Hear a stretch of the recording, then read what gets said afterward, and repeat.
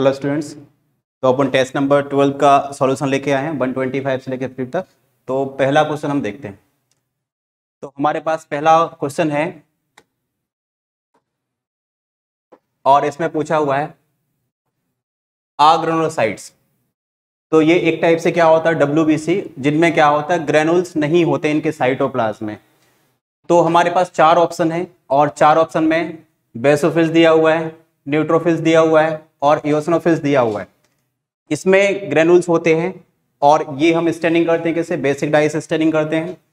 और इनमें भी ग्रेनुल्स होते हैं, इनको हम किससे स्टैनिंग करते हैं, न्यूट्रल डाई से स्टैनिंग करते हैं। और इनमें भी होते हैं ग्रेनुल्स, लेकिन ये जो लिम्फोसाइट्स होते हैं इनमें क्या होता है ग्रेनुल्स नहीं होते हैं। तो आंसर कौन सा ले सकते हैं, डी आंसर लेंगे। नेक्स्ट, इनमें से कौन सा एक स्टेटमेंट कैसा है, करेक्ट है, सॉरी इनकरेक्ट स्टेटमेंट पूछा हुआ है।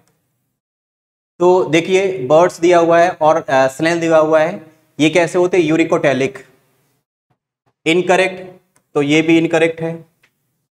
सेकेंड वाला देखते हैं, मैमल्स हो गया, फ्रॉग हो गया, ये क्या होते हैं यूरिकोटैलिक होते हैं, ये करेक्ट दिख रहा है अपने को। और थर्ड वाला भी करेक्ट दिख रहा है अपने पास। इसमें दो आंसर आ रहे हैं, एक कौन सा ए वाला और एक कौन सा डी आंसर है। ये दो आंसर जो है वो कैसे इनकरेक्ट है, बाकी दो कैसे करेक्ट है। आंसर लेंगे हम इसमें ए और डी दोनों आंसर लेंगे।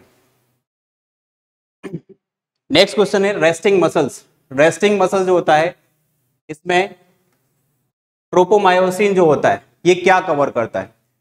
तो जब रेस्टिंग कंडीशन में होते हैं तो ट्रोपोमायोसिन जो होता है ये क्या करता है, बाइंडिंग साइट को कवर कर लेता है। जो एक्शन या एक्टिव मॉलिक्यूल्स होता है इसमें मायोसिन जो होता है वो क्या करता है, बाइंडिंग साइट को क्या करता है, कवर करता है। आंसर कौन सा लेंगे, सी आंसर लेंगे, करेक्ट आंसर। नेक्स्ट, इसमें पूछा हुआ है कि कौन सा एक ऐसा सिस्टम है जो क्या करता है हमारे कुछ ऑर्गन जिसको हम विसरल ऑर्गन बोलते हैं, जैसे लंग्स हो गया, अर्थ हो गया और किडनी, हार्ट हो गया और कौन सा किडनी हो गया, इनको कंट्रोल करता है। तो ये जो सिस्टम होता है वो ये कौन सा होता है, ऑटोनॉमिक नर्वस सिस्टम होता है। तो ये अपना जो कंट्रोल करेगा वो कौन करेगा, सिंपैथिक, और कौन सा होगा पैरासिम्पैथिक कंट्रोल करेगा। आंसर कौन सा, बी ले सकते हैं, इसका आंसर करेक्ट आंसर होगा। Next, water pollination. ऐसे कौन कौन से प्लांट हैं जिसमें वाटर पॉलिनेशन नहीं होता है। तो इसमें अपने पास चार ऑप्शन है, जूविस्टेरा दिया हुआ है, बेलिसलेरिया और हाइड्रा दिया हुआ है। ये तीनों प्लांट जो होते हैं इनमें पॉलिनेशन वाटर से होता है। एक आंसर कौन सा है अपना, कैनाबिस जो होता है, ये पॉलिनेशन इसमें क्या होता है, वाटर से नहीं होता है। बाकी ये जो हाइड्रोफाइट्स हैं तीनों, इनमें पॉलिनेशन कैसे होता है, वाटर से होता है। नेक्स्ट, आईयूडीएस जो होता है ये प्रिवेंट करता है। आईयूडीएस जो होता है ये क्या क्या प्रिवेंट करता है। पहला हमारे पास ऑप्शन दिया हुआ है, ये क्या करेगा, फिजियोलॉजिकल और मॉर्फोलॉजिकल चेंज करता है, जिससे क्या होता है इम्प्लांटेशन होता है, ठीक है। दूसरा क्या करेगा, फेगोसाइटिक को इंक्रीज करेगा स्पर्म में, ठीक है, ये भी करेक्ट है। और ये कैपेसिटी को भी क्या करता है, अफेक्ट करता है। आंसर कौन सा, डी आंसर होगा। इसमें अपने जो है वो डी तीनों ऑप्शन कैसे करेक्ट है। Sickle cell anaemia. Sickle cell anaemia जो होता है ये पॉइंट म्यूटेशन से होता है। जब क्या होता है, पॉइंट म्यूटेशन हो जाता है तो फिर क्या होता है, सिकल सेल एनीमिया होता है। पॉइंट म्यूटेशन का मतलब क्या होता है कि एक नाइट्रोजन बेस चेंज हो जाता है, उसको हम क्या बोलते हैं, पॉइंट म्यूटेशन बोलते हैं। आंसर क्या होगा, ए होगा। नेक्स्ट,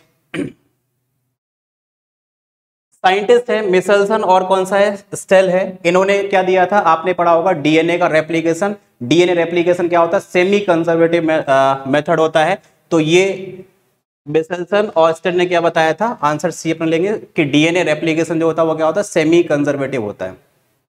नेक्स्ट, यूकैरियोटिक है। यूकैरियोटिक का एमआरएनए जो होता है, जो मैच्योर एमआरएनए है, मतलब पहले क्या बनता है, एचएनआरएनए बनता है और फिर क्या बनता है, एमआरएनए बन जाता है। तो यूकैरियोटिक के एमआरएनए में क्या होता है, स्प्लाइसिंग होती है और स्प्लाइसिंग से क्या होता है, नॉन फंक्शनल पार्ट रिमूव हो जाता है और सिर्फ फंक्शनल पार्ट रह जाता है। तो आप देखते हैं फंक्शनल पार्ट जो होता है वो कौन सा होता है, एक्सॉन होता है, और नॉन फंक्शनल कौन सा, इंट्रॉन होता है। ए वाले ऑप्शन में क्या बोला हुआ है कि एक्सॉन और इंट्रॉन ये दोनों दिखते हैं, तो ये तो इनकरेक्ट हो गया। फिर एक्सॉन दिखेंगे बट इंट्रॉन जो होंगे वो क्या होगा, नहीं दिखेंगे। आंसर कौन सा, बी होगा अपना। एक्सॉन जो होंगे वो रहेंगे लेकिन इंट्रॉन क्या होते हैं, रिमूव हो जाते हैं, क्योंकि इंट्रॉन जो होते हैं वो क्या होते हैं, नॉन फंक्शनल पार्ट होता है। नेक्स्ट, क्रोमोसोम के बारे में पूछा हुआ है, ह्यूमन क्रोमोसोम। और इनमें से एक तो हाईएस्ट नंबर और दूसरा क्या है, सबसे कम नंबर दिए कौन से क्रोमोसोम पे होते हैं, जीन के नंबर पूछा हुआ है। तो हमारे जो 46 क्रोमोसोम है, 46 में से क्रोमोसोम जो फर्स्ट होता है, फर्स्ट पर क्या होता है, सबसे ज्यादा क्रोमोसोम होते हैं, और बाई क्रोमोसोम पे क्या होते हैं, सबसे कम क्रोमोसोम होते हैं। तो आंसर हम कौन सा ले सकते हैं, एक जो फर्स्ट क्रोमोसोम होता है उसमें नंबर ऑफ जीन ज्यादा होते हैं, और बाई क्रोमोसोम जो होता है उसमें नंबर ऑफ जीन क्या होते हैं, कम होते हैं। आंसर कौन सा ले सकते हैं, सी ले सकते हैं। Next, Hardy Weinberg. तो हार्डी विनबर्ग जो होता है, हार्डी विनबर्ग यहां पे पूछा हुआ है कि कौन सी कंडीशन में, ऐसी कौन सी कंडीशन है जिसमें हार्डी विनबर्ग जो प्रिंसिपल होता है ये क्या होता है, अप्लाई नहीं होगा या ऑपरेट नहीं होगा। तो हमने देखा था कि ये जो हार्डी विनबर्ग होता है इसको अफेक्ट करने वाले कुछ फैक्टर होते हैं। उस फैक्टर में से एक क्या था, म्यूटेशन था, दूसरा क्या था, जेनेटिक ड्रिफ्ट था, तीसरा क्या था, रिकॉम्बिनेशन, और एक कौन सा था, नेचुरल सिलेक्शन। ये चार फैक्टर क्या होते हैं, अफेक्ट करते हैं। First mutation, second genetical drift होता है, और क्या होगा, रिकॉम्बिनेशन, और एक और क्या होगा, नेचुरल सिलेक्शन। अब देखते हैं, पॉपुलेशन जो है ये माइग्रेट नहीं करती है एक एरिया से दूसरे हैबिटाट में। देखो अगर माइग्रेट नहीं करती है तो इनमें क्या होगा, इनब्रीडिंग होगा, कोई चेंज नहीं होगा। ठीक है, करेक्ट है। फ्रीक्वेंसी ऑफ म्यूटेशन, अब यहां पर क्या है, म्यूटेशन पॉपुलेशन में हो रहा है, अगर म्यूटेशन होगा तो क्या हो जाएगा, चेंज हो जाएगा। तो आंसर अपन क्या ले सकते हैं, बी ले सकते हैं। अगर म्यूटेशन हुआ तो हार्डी विनबर्ग जो होगा वो क्या होगा, अप्लाई नहीं होगा। आंसर कौन सा, बी। नेक्स्ट, जो ह्यूमन है, ह्यूमन के मेन जो होता है, इनके इवोल्यूशन का करेक्ट सीक्वेंस क्या होता है। तो करेक्ट सीक्वेंस में काफी सारी स्टेज पढ़ी होंगी हमने, लेकिन अभी हमारे पास कुछ लिमिटेड हैं। तो अब देखेंगे इसमें कि सबसे पहले कौन सा है। तो अब सारे ऑप्शन में पिकिंग मैन लिया हुआ है, तो यहां से हमको स्टार्ट करना है, सीक्वेंस देखना है। तो हमारे पास पहले कौन सा दिया है, पिकिंग मैन दिया हुआ है, फिर हेल्डरबर्ग दिया हुआ है, नीएंडरथल दिया हुआ है, और फिर कौन सा, क्रो-मैग्नन। आंसर कौन सा, सी आंसर होगा, सी करेक्ट।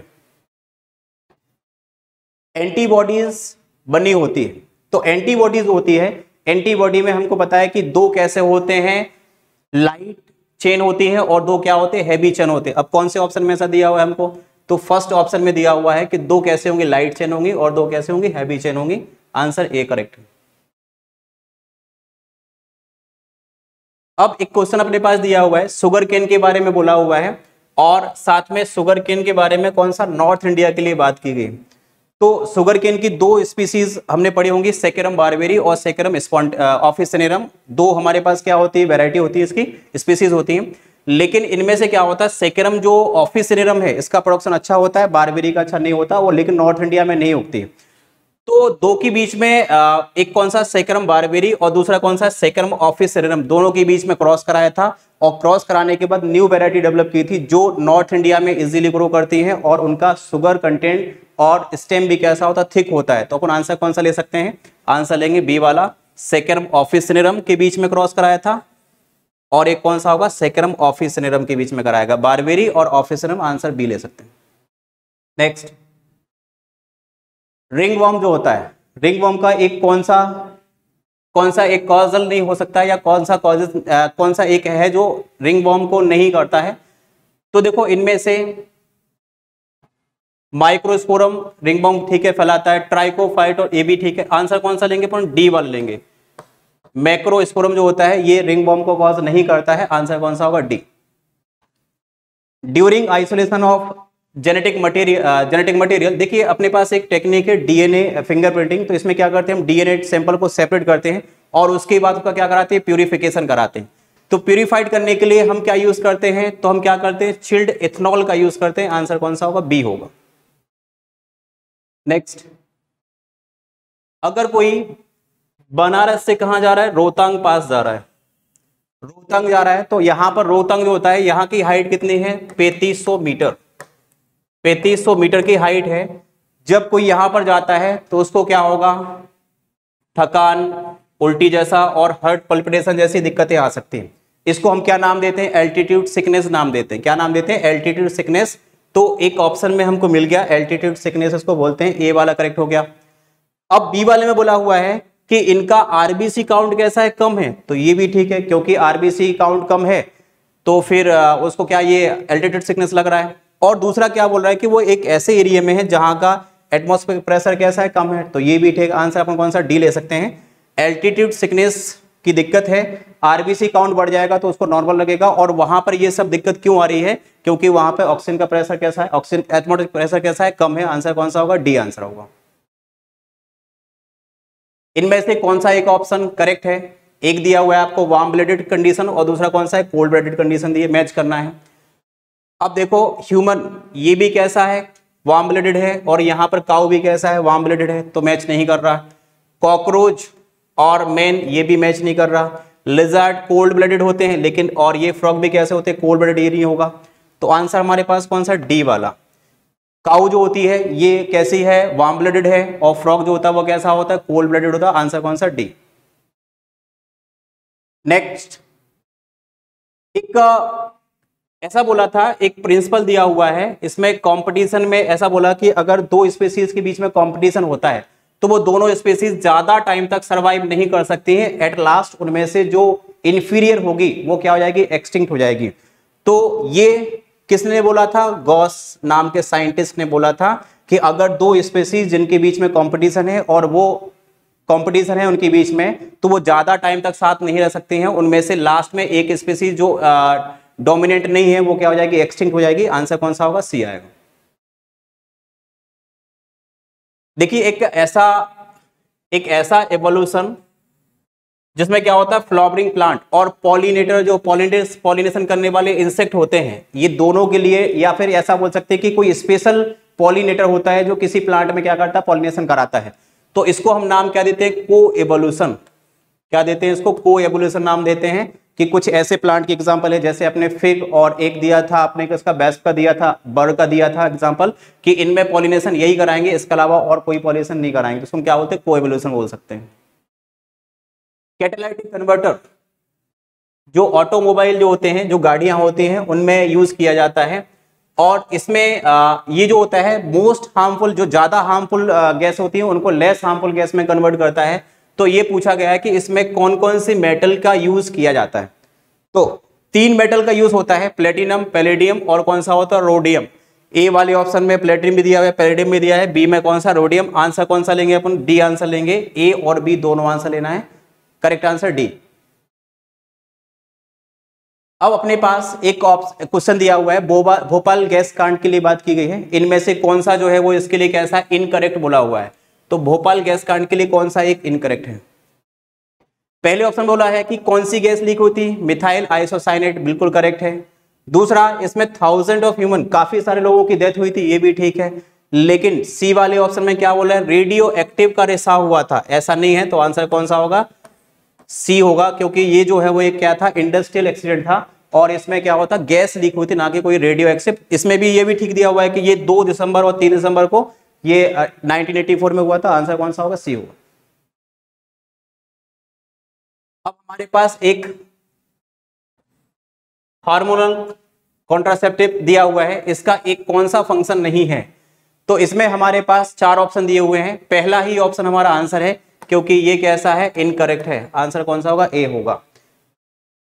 नेक्स्ट, एक कौन सा ऐसा हार्मोन है जो हमेशा प्रेग्नेंट लेडी या वोमेन जो होती है उसमें ही बनता है। तो ये आंसर कौन सा होगा, रिलैक्सिन, क्योंकि ये क्या करता है, मसल्स को लूज करता है, जिससे क्या होता है कि बच्चे की डिलीवरी क्या होती है, आसानी से हो सकती है। आंसर कौन सा, ए होगा।